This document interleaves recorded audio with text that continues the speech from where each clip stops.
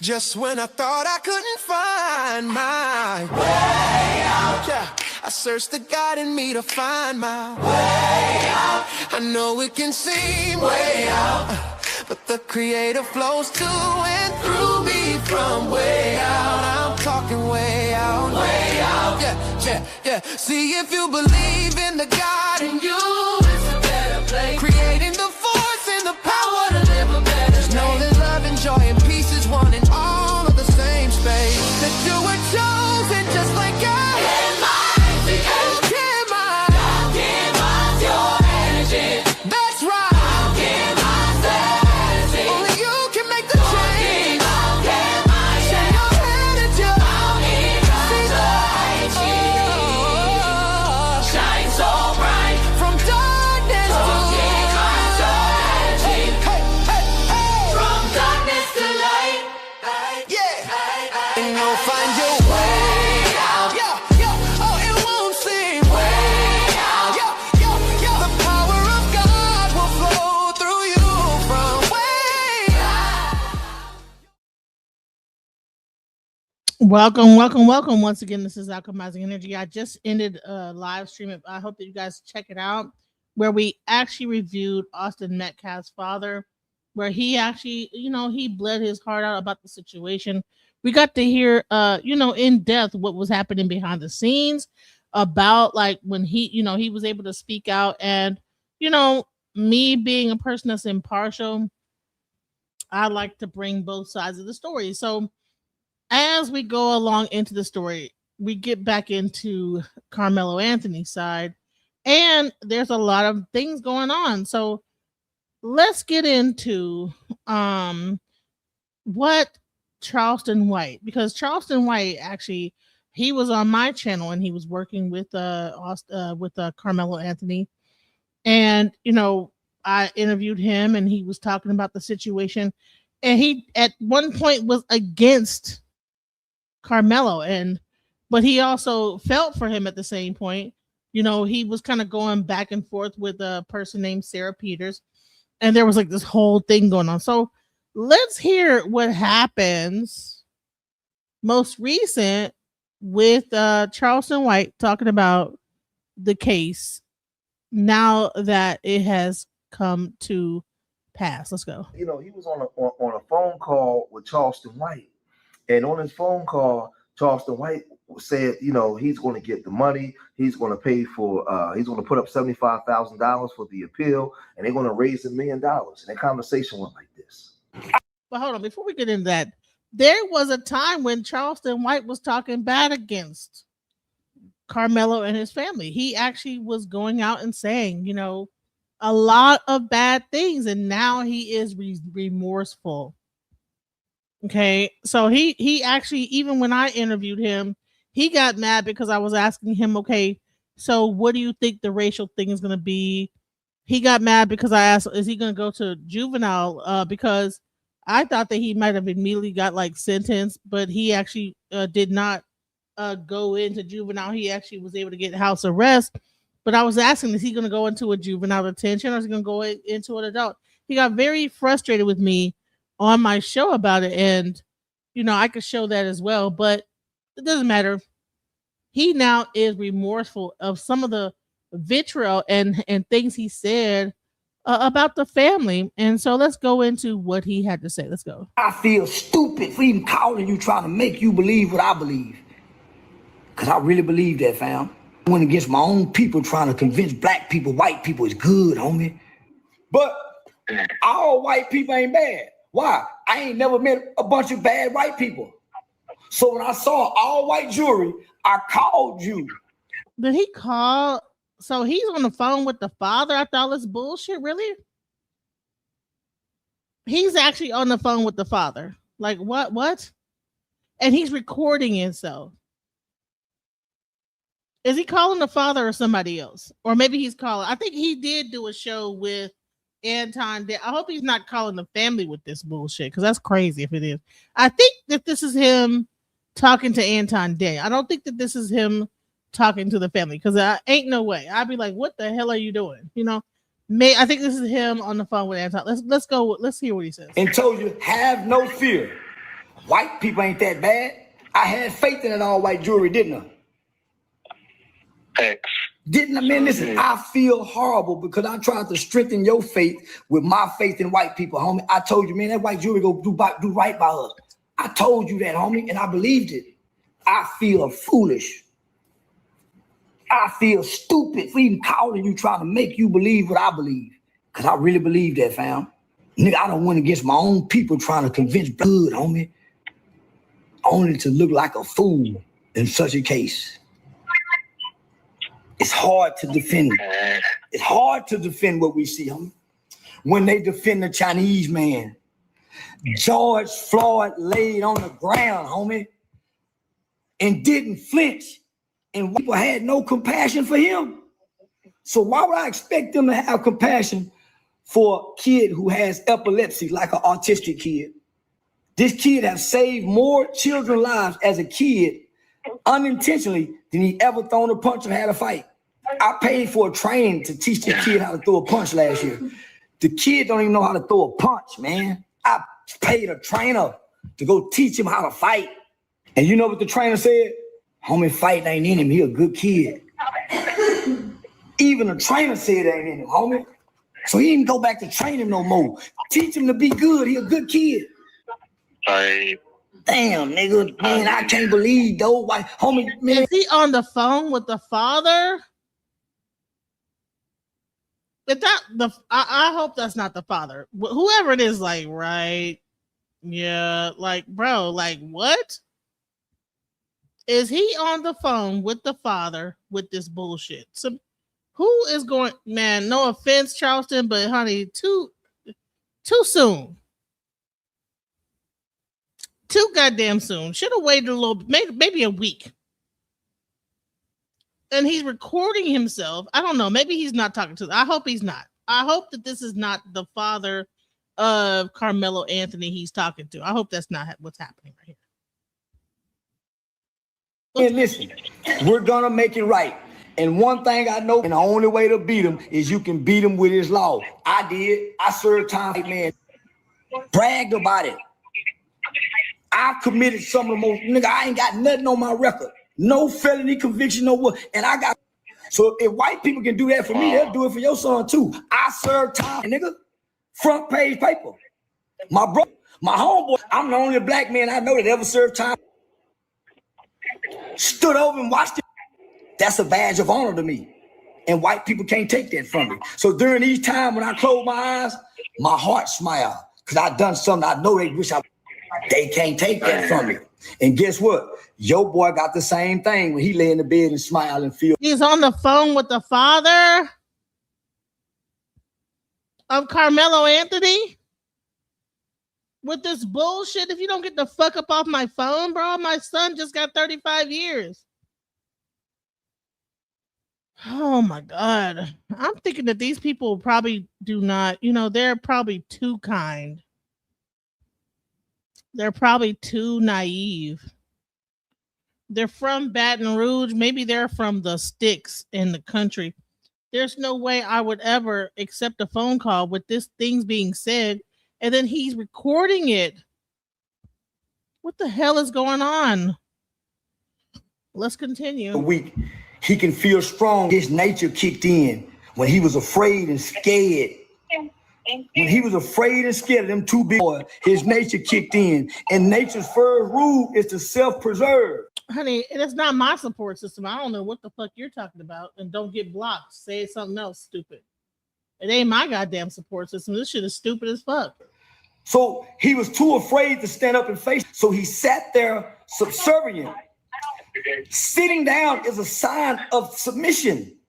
Now, Charleston White, I'm a little mixed when it comes to this because Charleston White, when you do some background check on him, he is legit when he says that he put in the work down there in Texas and getting things done. But some of the things that he says with his mouth, with this high-profile case, can rub a lot of people the wrong way.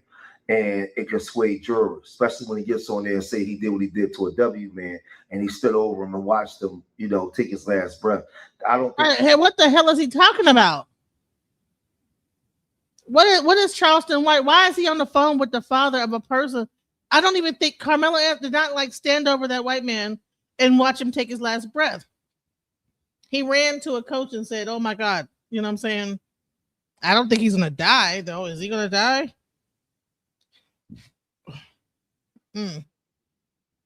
What? What? Man, that's something that Carmelo Anthony's family should want to be associated with when you're trying to get the jury to see sympathy in your plight. Right now, he says he's going to raise money. He's going to set up a press conference, in the church. He's going to do a lot of things for the family and try to get some things, bring remedy, and bring this case outside of Collin County.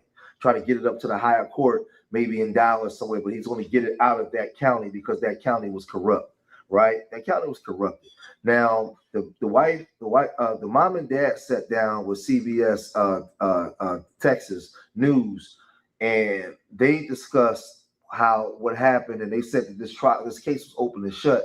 It was rigged from the door. They said that they was naive. They really thought that they would get a fair shake until they seen how everything played out.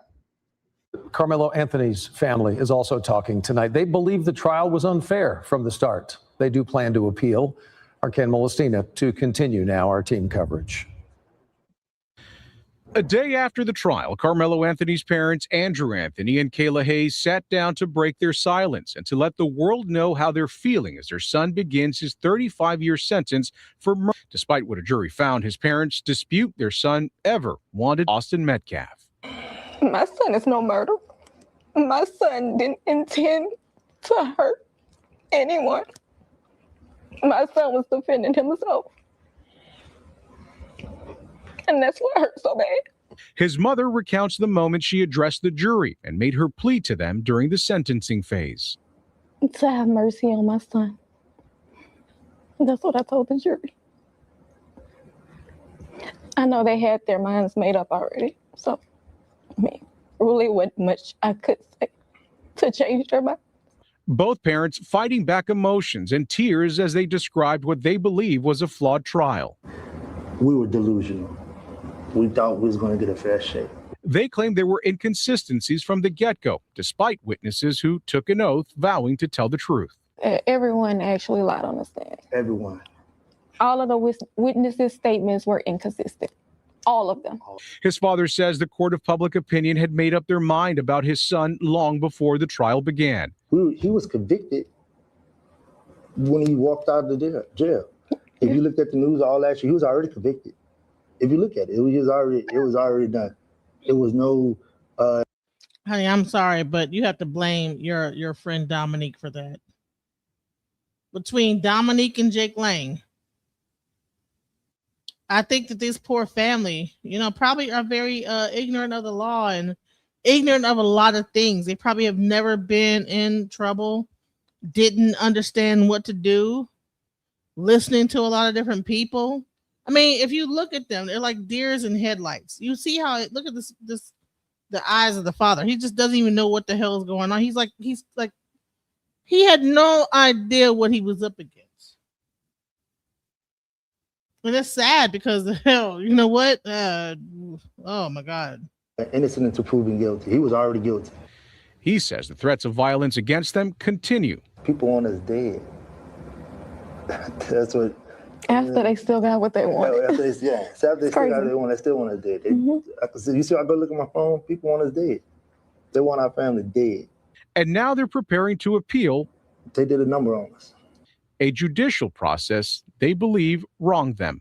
We didn't get justice. A lot of things that were missed that should have been handled a certain way. However, we couldn't say anything. We did what was instructed. We was told, so we just did what we was told. Ken Molestina, CBS News Tech. They did what they were told. See, the biggest part of this is that you have a family that probably never been in trouble, like I said, don't even have the understanding of what to do in that case. And they're listening to a bunch of people outside of them that have no idea what the fuck they're talking about. And I think it's like, I ain't gonna say low IQ. I'm just gonna say not low IQ. I would say just ignorant of the law. and didn't know which way to go, and they were using other people to tell them, you know what I'm saying, what to do. You know, go this way, go that way, and they're just, you know, okay, have no idea what they're doing, no idea how to go about it, no idea how to fight it, just ignorant to the law. Okay.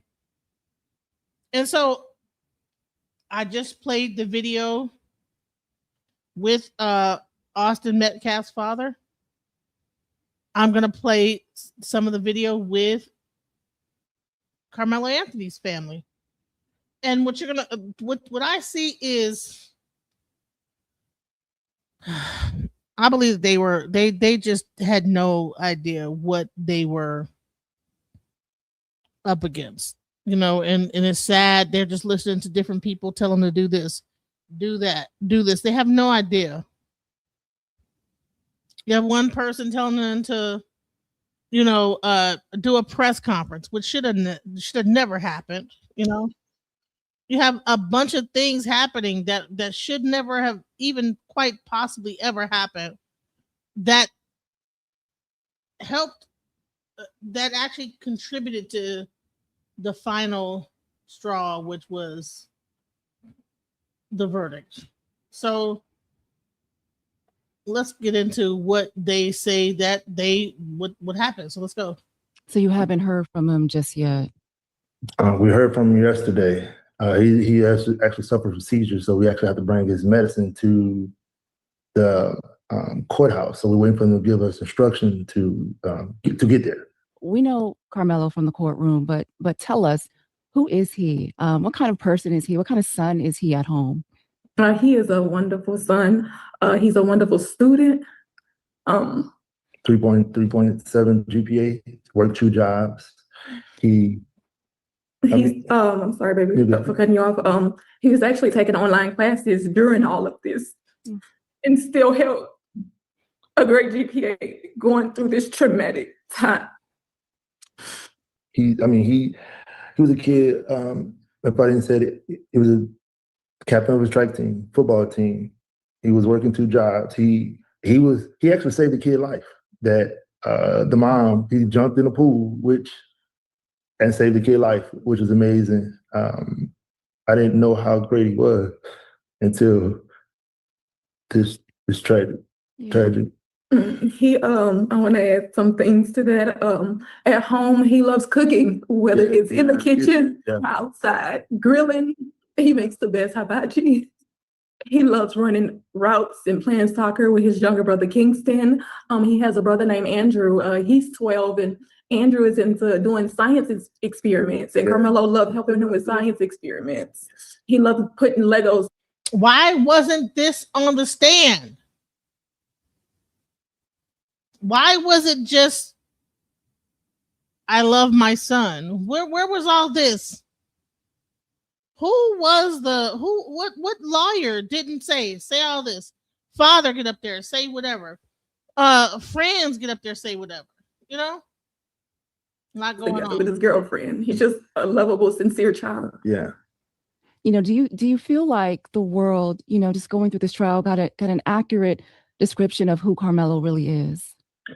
No, we've come to find out, which we were, before all this, we were a family that basically stayed to ourselves. We were very close knitted. My wife's at home. She stays at home. I was working, and we didn't know how cruel the world could be. Mm. They have his face plastered all over. After while he still was a minor. Mm-hmm. And it was like, everything was happening. We was getting threats. They doxed us. I was so clueless and so involved in work. I didn't even know what doxing was. They put our address online. And so we had people coming to our home. So we never had to leave in our home. Like they had us in some type of protective thing, whatever, to get us, to keep us safe with our other kids. The world right now, it sounds unbelievable, the things that he accomplished before this tragic accident. Like it will really mess you up. And as me being a father, I didn't realize. like him saving a life. I just, as a father, I got caught up in, hey, that's what you're supposed to do. That's your expectation. You know, being a man, hey, that's what we do. We move on. Like him working, hey man, you're supposed to have a job. I was trying to, he was, you know how it is that young, it's like with your girl too much, man. You need to get a job, get a hobby. So he's working, but I kept him busy too. And this whole situation, the reality of this is that somebody literally walked in his life. You know, literally walked into his life. He did everything by the law, and look where we at. I want to go back to that day, that track meet. Were you guys at the event, at that track meet on April 2nd? No, we were not. I was actually supposed to go to the track meet, but the weather was so bad, I just stayed home. It's like, Mama, don't come, just stay home. And now, looking back on everything, I wish I was there. I regret not being there for my child.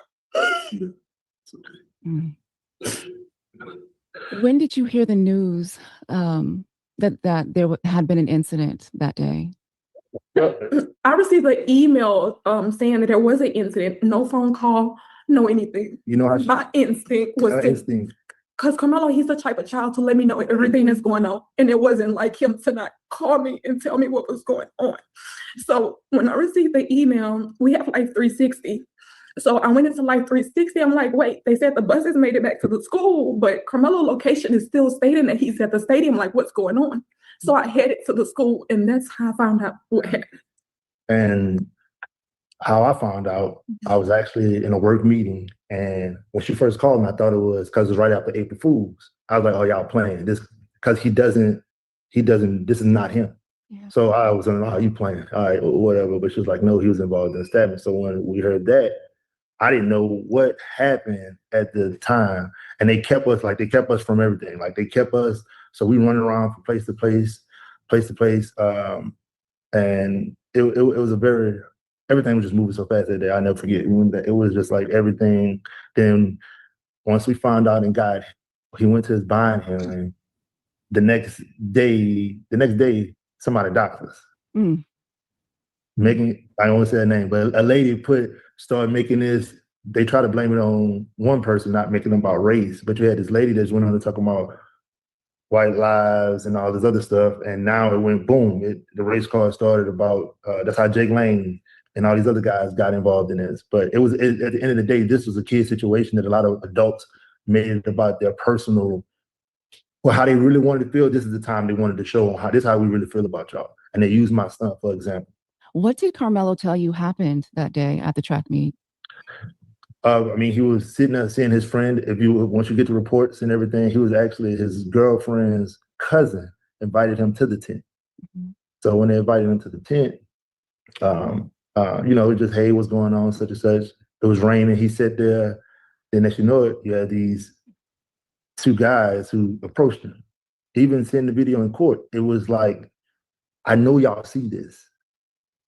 And we got comfortable with the instructions that we were told. We was told not to say nothing. We was told not to do this. So we did everything we did. We followed all instructions and we were told, hey, don't do this, don't do this, don't do this, don't do this.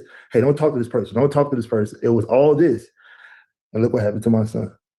It sounds like you wish you had talked more, that you had said more, that you had got your story out more. I call myself sometimes you could do the right thing, but it could be the wrong thing. Did Karmelo want to get his story out more to the public as well? He was trying to listen. He was trying to listen to what he was being advised. Hey, don't make it about race. Don't do this. Don't do this. So we like, all right, we go again.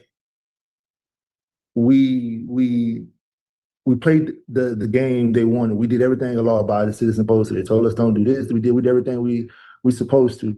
And he wanted people, of course he wanted somebody. They got pictures of him being 17 with a dress on, saying he'll be raped in jail. Like all kinds of these adults are talking about this child, but nobody's seeing it.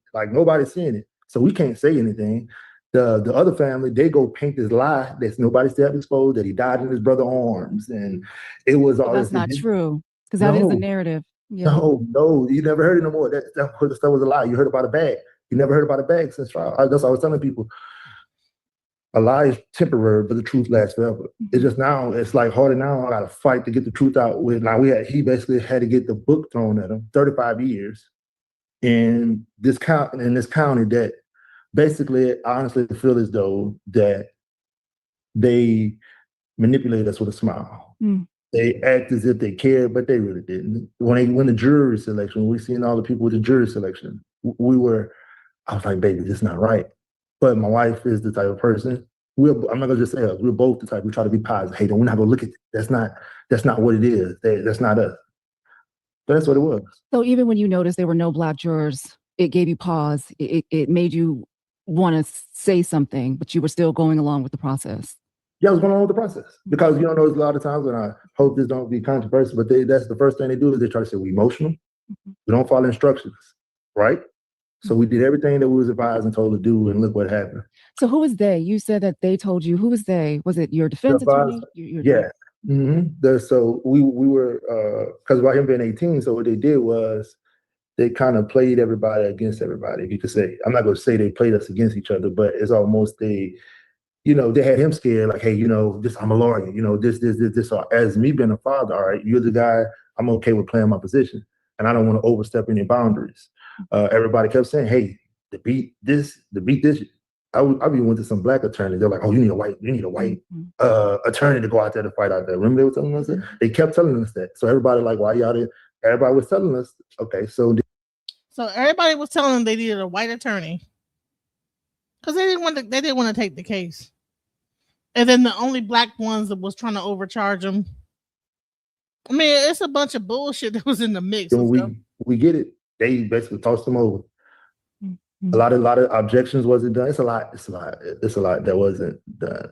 So do you believe your son received a fair trial? No. Absolutely not. Absolutely not. Absolutely not.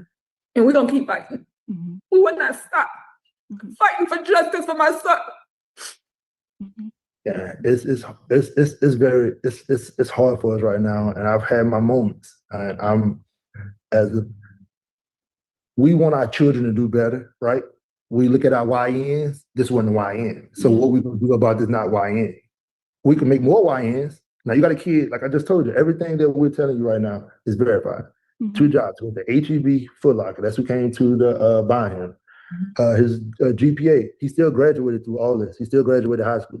He still graduated. The lady the kid he saved, this stuff really happened. He was never in trouble, and no, he was never suspended for no knife. But they had, actually what I learned was they had a smear campaign that they did. I wasn't familiar with that. And a lot of people that we were reaching out with, I understand business. A lot of people, they got a lot of things going on. So we was reaching out, I was emailing, but everybody want to go through, it's kind of a circle thing, which I understand. But I realized through this, black entertainment is going to have to be, a Black network is going to have to be done, because I'm looking for people who would never understand. Yeah. No matter how much you do it, no matter how much you do, they would never see it. You're saying that as you were watching the trial, as you were in there, you didn't want to question the process. You wanted to let it play out. But was there at any point that you felt the outcome was heading in this direction? No. Everybody lied. Look at the report. Everybody, it's called what? It's perjury. That everybody did. Basically just did it with no, and they never was called out on it. I mean, literally they told within an hour of when it happened, it was 2 to 3 people. When they got to the trial, it was, I'm like, wait, what? And don't get me wrong, the defense said, hey, did you say this here? Everybody. One girl made up a lie, said it was over a race. That my son just walked up. This is how crazy this is. Yeah. One girl sat on the stand and said, he just walked up to him and said, what, you want to race? It didn't even make sense. And they asked her, did you lie? She was like, on the stand. Nothing happened. Why didn't the defense call more witnesses? That's not my department, and I apologize for that. I don't have as you look at it, and I'm not an attorney, but I'm hearing you, and you're telling me all these wonderful things about him, and I'm just wondering, did the jury get to hear, all of these wonderful things about Karmelo? No, they didn't. When the one kid who was the corporate of all this, meaning the kid who invited him to the tent, he lied on the stand and said he didn't even know him. Yeah. And they had pictures with his grandmother. Like, here's your grandmother, my son, your grandmother, their whole family got multi-time, play basketball, got all kind of different things. And Yeah. I mean, all of the witnesses' statements and stories were inconsistent. So we thinking that the jury is going to notice that. But they already had their mind made up when they sat in that courtroom. Their mind was made up already. How big of a role do you guys believe that race played into how this case was publicly viewed and how this outcome, this sentence was handed down? It played a big part. Race, politics, all that. I'm like, man, the kid don't even vote. How he got into the fight? It was a lady talking about the left side and the right side. Like, what? These are kids. They put I feel like you had a certain group that of course, they go blame us, that strategically made this about this because they knew they could do that smear campaign. Like they said, we went and bought a new car and house. Yeah. And it hurt with me without my people. My people really believed instead of them going and doing their proper research. They had people really bashing us. I'm like, y'all really believe that? Who could buy a house in 4 days? Buy a house in 4 days. I know we may sometimes we may not make the right decision, but come on now, like that didn't even make sense. They said we was going on extravagant trips. There's a lot of things that they did to us that just, There was a lot of misinformation that was going around, especially, in the beginning. And, I know your family had to move a couple times because you were doxxed. And, I can't even imagine how Karmelo going through that, trying to finish school, fighting, for his freedom. And you guys have other children, so much on you as parents. How's your other children handling this? Now we had to end up taking them out of school because they had TikTok videos with my son with semen coming out of his mouth because it was him saying go get raped in jail. And it's just like, that was my daughter, my princess. She had to go through that. The other boys, we was in a pretty blessed community. That's why I hope a lot of people get this message. It don't matter where you at. It don't matter where you at. We was supposed to be in the safest place, but it's like they're telling us that you could be assaulted, but you better not fight back. That's what this is what this case is saying. They don't care. It could be 2-3 people, size, it don't matter. Yeah. So that's what this case is really all about. The family is saying now, I just got a message, they saying they were robbed. Now they were robbed. Now, mind you, if they as in the Metcalf family? I just got this thing just popped up saying they saying people are robbed. If we don't get the message now, and it's not because it's our child, we would never get it. Mm-hmm. This is the most crucial time ever, especially if you have kids. Because again, you see, the child I'm telling you about right now, we all have kids like that. We sent them off to school. We sent them off just not looking for it. Again, he didn't go look for this. That's why they try to paint that picture. Mm-hmm. They painted a picture. And he didn't look for this. This walked into his life. Literally, matter of fact, they say like this. The evidence shows he jumped 3 bleachers to get to him. Now, so did the jury hear that information? And is that information on the video? That's on the video. And they had their minds made up. Their mind was made up. It's already made up. 3 bleachers. Some say 1, some say 3, some say 5. Their statements was inconsistent. So every statement, because we haven't seen that video. What did that video show? The video showed, honestly, you can show that you can see him coming into the tent, sitting down, and then it's like it started getting a little like you couldn't tell the people. But we're experts. Let me tell you what the DA did. They put a spotlight on the boys, right? So you could see them, right? But they never put a spotlight on Karmelo. And the reason why is because, of course, they was trying to make their side look like, oh, it wasn't that bag of push. The whole thing moved. Even the guy EP said in his statement, it was so bad to where it pushed him out the way. Because he's some pretty big kids. Mm-hmm. They're real big. They're bigger than me, actually. Mm-hmm. So it's like they tried to minimize their doing. But I've heard people who would supposed to be justice in Texas, if I threaten you when I'm learning, you have the right to do whatever force if you fear for your life. So the video showed, I'm sorry, go ahead, Kayla. No, he said, if you fear for your life or seriously body home. Yeah. Mm-hmm. Or they'll train jujitsu fighters too. Mm-hmm. And so the video that you all, that they showed in court, it shows him running away from? Yeah, he ran to a teacher. The teacher said that the teacher he ran to a guy, and the teacher he ran to actually he hugged him because Karmelo, he's not like that. He hugged the guy. Like, he was freaking out. He hugged the guy. So the guy they was hugging. He was crying hysterically, and they tried to paint it as if he was trying to leave. But Now, then in court they said it that he wasn't trying to leave. yeah. Now, did this teacher testify? He did. Yes. And he also said he had to stop another kid from jumping on Karmelo, which was, guess what? Supposed to have been a person that was his friend. The guy who, hey man, come on, look, hey, if you've been in high school, think about it. The guy that told you to come over here, you sitting down, the same person who could have de-escalated the whole thing, he was trying to go after him. And that's the same guy that was playing like he was videoing, but they couldn't find the video. He was the police didn't really even try to go through his phone to even look for the video. So he said he was acting as if he was recording. Now, when he was